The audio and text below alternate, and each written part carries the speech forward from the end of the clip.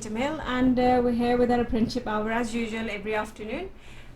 We have a special guest here, Mr. Shafkat from the National Apprenticeship Service, to talk about the apprenticeships and the service itself. And we also have our volunteers and apprenticeship ambassadors who are part of the project. So I'm going to say welcome to you, Mr. Shafkat, for coming along today. No problem. Just a quick introduction about myself. My name is Shafkat Rahim. I work as the Employer Account Manager for the National Apprenticeship Service. I'm based in Manchester, and I cover the Greater Manchester area. Brilliant. First of all, I'd like to ask you a brief introduction, if you can give a brief introduction as to what the National Apprenticeship Service is. Okay. Basically, we're a government set organisation. The Skills Funding Agency, we're part of that, and what we do is we offer courses on apprenticeship programs throughout the whole of the country. Basically, as an overview, there are just over 300 national apprenticeship frameworks, and what we do is we offer an efficient service to the employer, to the learner, and also to the general community. So basically we're out here as a service to offer apprentices to every single individual in this country. And what sort of age range do you cover? We cover 16 plus. At the moment our priority within the apprenticeship service is the 16 to 18 year olds.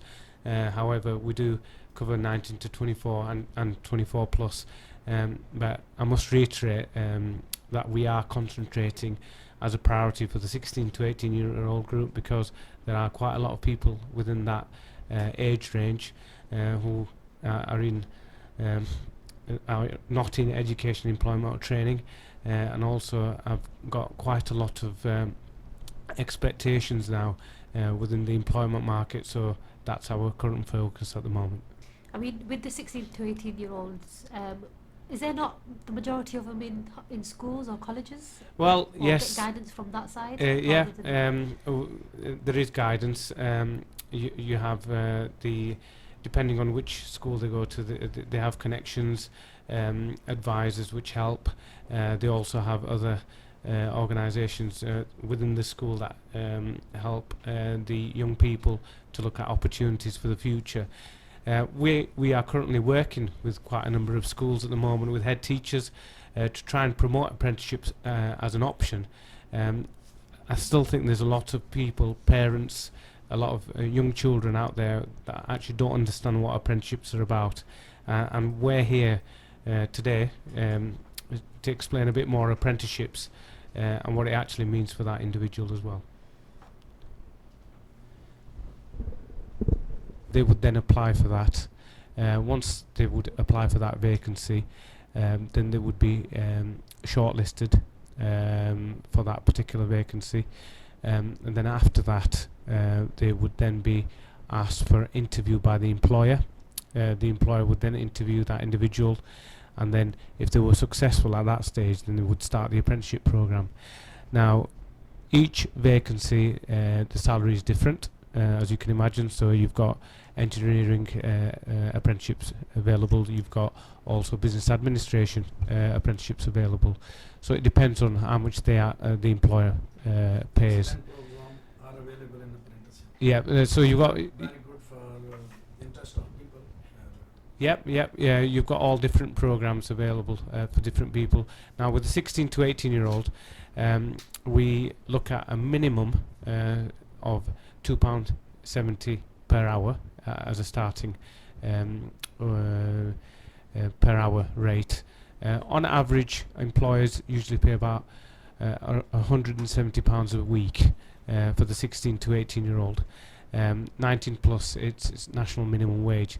The 16 to 18 year olds fully funded, so if they are working for that particular employer and they have a training provider, the training provider gets fully funded for that particular program itself. Thanks, can I Mr. just- Shafkat. Sorry, can I just ask a question? You've mentioned that you go through a process. A young person would go through a process and will be interviewed by the employer. Yep.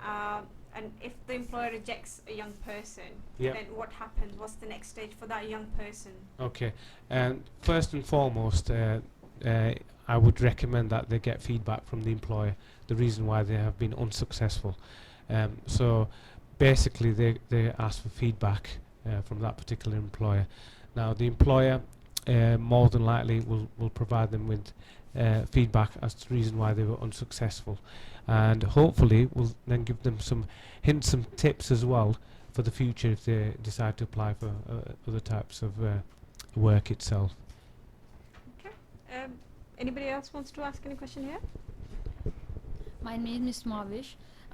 You said it's a apprenticeship program from the students whose age is 16 to 18. Is this for the graduate students? For graduates are not able to take on the apprenticeship program. They're not eligible. So when I said 16 to 18-year-olds or 19 plus, they're the ones that I'm talking about. They're not talking about graduates. Okay. Would you like to explain what areas are available in terms of apprenticeships, and what courses or qualifications we can pick and choose from? Okay, if we start off with the intermediate apprenticeships, that used to be called the level 2. So you need a minimum of 5 GCSEs A to C to undertake that. So that would be your minimum requirement. The level that's the intermediate level. Then you go on to the advanced apprenticeship, which is equivalent to a level 3, and that's similar to the A-level standard. And then you go on to the higher apprenticeships, and you've got level 4, and that goes up to level 7 as well. So so equivalent to degree, and it could be similar to a master's level as well. But there's no funding attached to that. No, the funding, the way it is attached, it is 16 to 18 predominantly as a fully funded program. 19 plus, there is some leeway with the employer. However, you would have to, the employer would have to pay a contribution towards the program itself. Just out of interest, how many of those that are those trainee apprenticeships that are taken on a yearly basis are from the BME community? Okay, when it comes to data and statistics, we do have a data service within our organisation where we ask for information on data. Now, at the moment, yes, we do have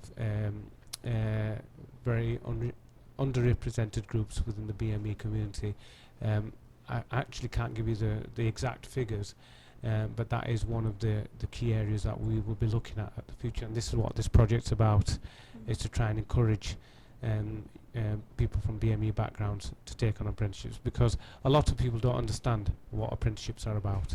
Yes, I mean we've been speaking to a lot of people, and it looks like there isn't enough awareness out there of the scheme to start with, and parents in particular don't have any understanding of apprenticeships and how it works and how it can benefit the children, and they're constantly trying to pressurize the children to go towards to take the traditional route instead. Yeah, the usual further education route, go to college, go to university, but you can do exactly the same with the apprenticeship.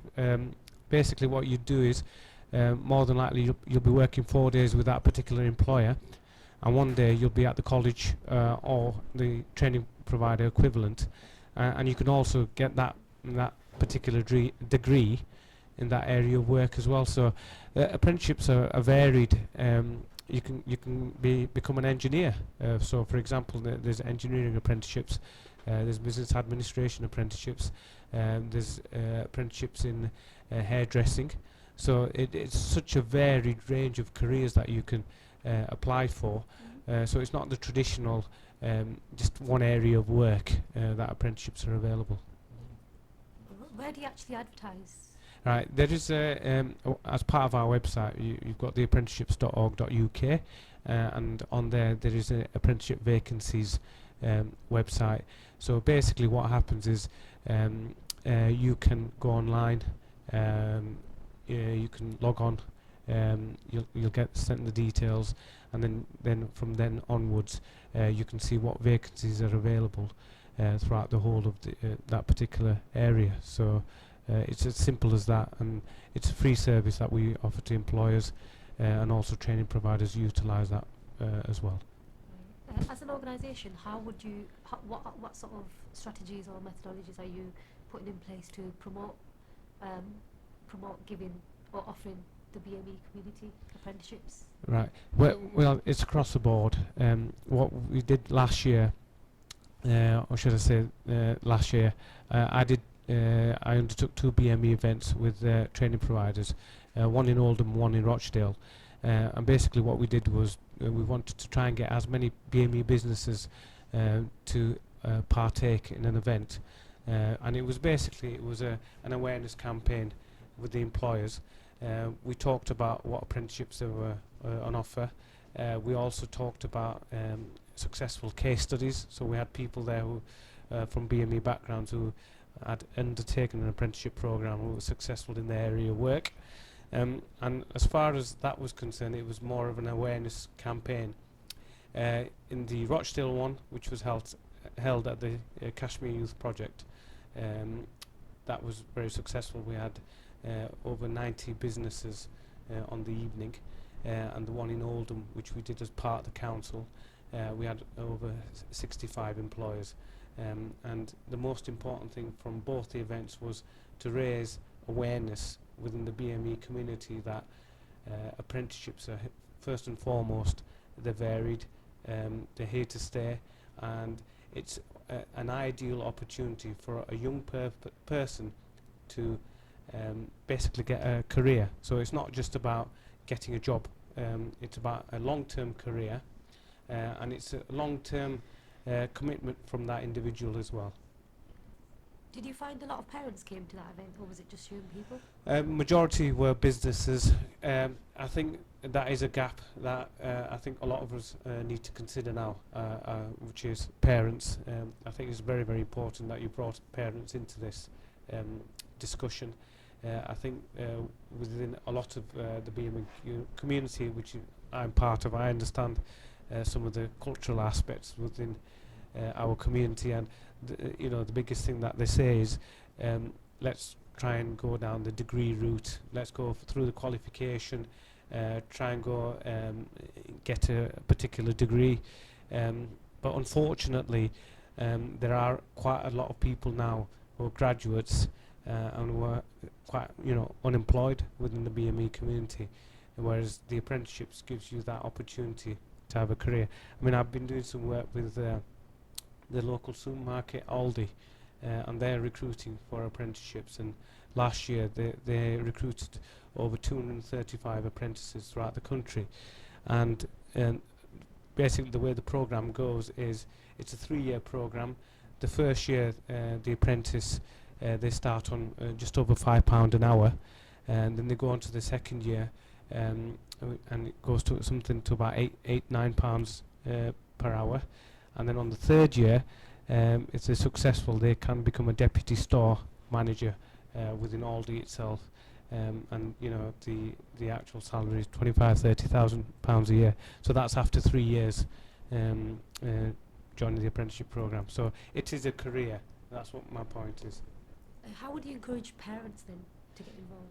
I think first and foremost, with parental involvement, I think first it's up to yourselves as ambassadors to talk within the community and start just basically communicating to other younger people and say, look, this is what apprenticeships are about. I think the other thing is we need to get more involved with schools.